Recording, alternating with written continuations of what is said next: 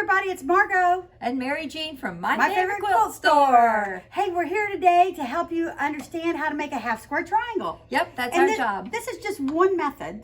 Actually, we both two use methods. Two methods. Okay, two methods, but we both use this. It's quite a bit. It's really precise, and it's kind of the go-to way. It is, especially for charm squares. So last week when we had one of our videos, we were talking about 5-inch charms, and I buy me a 5-inch ruler, and then all the fabric that I have left over from backings and projects, I cut into 5-inch squares and throw in my bucket here, so that I always have a bucket of 5-inch squares that we can pull from when I'm doing projects and stuff. So I brought my examples of some of the 5-inch squares that I have that I've cut over the course of time. And if like you have a charm pack that you have some extras left over on, like this one's from a charm pack that I didn't end up using, even though I just love this fabric. I like it too. I throw them in this bucket because I can then come back and start my next quilt from here, pulling from this one. When I have a charm pack, I don't have enough. Or if I want to start a scrappy quilt, I usually start here with what I already have cut, because it's lots of fun. And I have the same thing, just not so bright. My bucket's not as bright as yours. Your bucket's not quite as bright as mine. Mine's a little bright, and then I also have quite a number of the backgrounds pre-cut so that I can use them for half square triangles and have a light, light and a dark. And usually when you get a fat quarter, a fat quarter pack or just a fat quarter, and you use some of it, you always have some left over, and you think, oh, it's got a little hunk taken out of it. I will just lay it out, iron it nice, and just cut out as many 5-inch squares. Do you do that too? I do that too. Yeah, there's lots and lots of patterns. There's lots of patterns. So we're using a 5-inch square today. That's why I wanted to show you this. We're using a 5-inch square for our demonstration today. So this is a great way to make a half square triangle. So you know what a half square triangle looks like this. Each side is half of the square. Yep. But it runs on the diagonal, and the diagonal is actually a bias seam because it runs on the bias of the fabric. It does. So this little method here will make you a little bit more successful, and you won't have as much stretch. That was a hard word to say this morning. You won't have as much stretch when you go to use it. So let's get started. So you take two whatever size squares that you need, and put them face to face. Right, we're using charm squares, and you put them face to face. So that you have the back of both of them. Do you have one of these? I do. So this is my sandpaper board. As you can tell, it's well loved. It's nothing but a hard board. I think it's actually, what's this stuff called? Particle board? Particle board.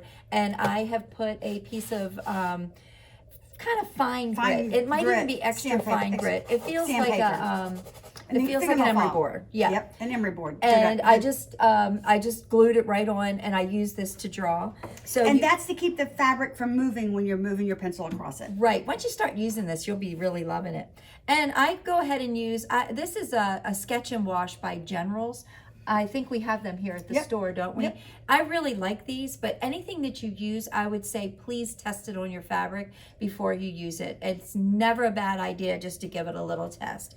But I find these things really nice because if you can see, it draws a really great line. And you also need a ruler. I like these little skinny rulers. They're by Creative Grids. But you just really need one that's going to go all the way across your square.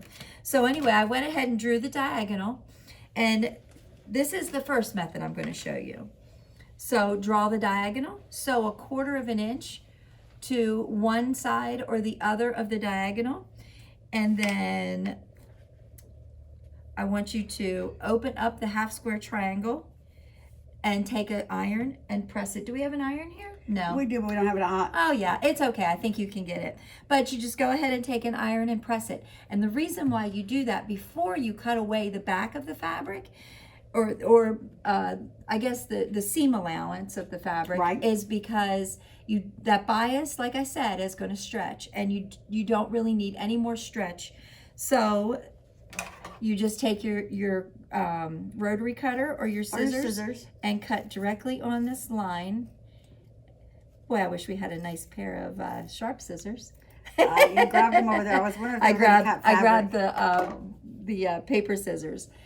And then when you lay them open, you have a nice half square triangle. I can't get it to lay flat. What am I doing here? There we go. There you go. You have a nice half square triangle. I then take it to the ironing board and I just give it a light press. Now, I don't know about, I know you taught me this, but you shouldn't run your iron over it. You should just go boop, boop as a press. Right, press it down and then pick it right back up. Press it down. Now, the other way is if you draw, and it's depending on your size. Right. If you need a 4-inch half square triangle finished, you cut your fabric 5 inches. If you need a 2-inch finished half square triangle, you cut it 3 inches because you're going to trim it down. But this is a great way too. This gives you 2 at once, same line right down the middle. Just sew on either side of the line about a scant 1/4 inch, yeah, right? scant 1/4 inch. Okay, dark side up on your ironing board, open it up, press the seam, turn it, open it up, and press the seam. You haven't cut it apart yet. I tell everybody it's like a butterfly. Yep. You want it like a butterfly. And then when you cut it apart, you have 2 beautiful half square triangles. And most of the time we use a ruler and a rotary cutter to cut it. We do. just didn't have one handy at this point in time. Didn't have one handy. So there you go. There's your half square triangles. And you're going to take it to the Press ironing it. board. And press then what you would use is a squared up ruler to get it to the exact, check it to the exact size you need. If you need to trim a little off, you can to make it exactly the size that you need it. But this finished almost perfectly to a 4.5 inch half square triangle. But I tell you, it really works out. I always say it goes together like butter. Butter.